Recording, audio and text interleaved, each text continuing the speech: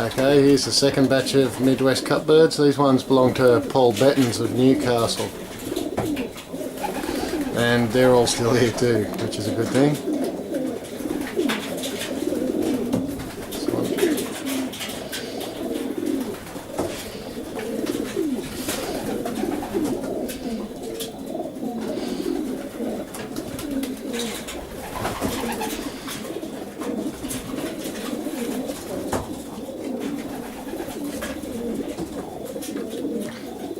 Nice little dark checker hen there.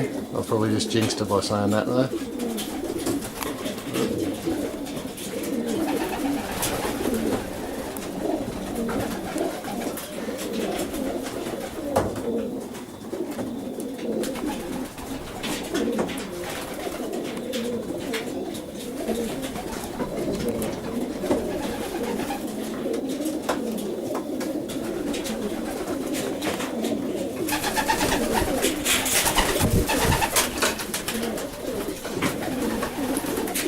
There you go, Paul.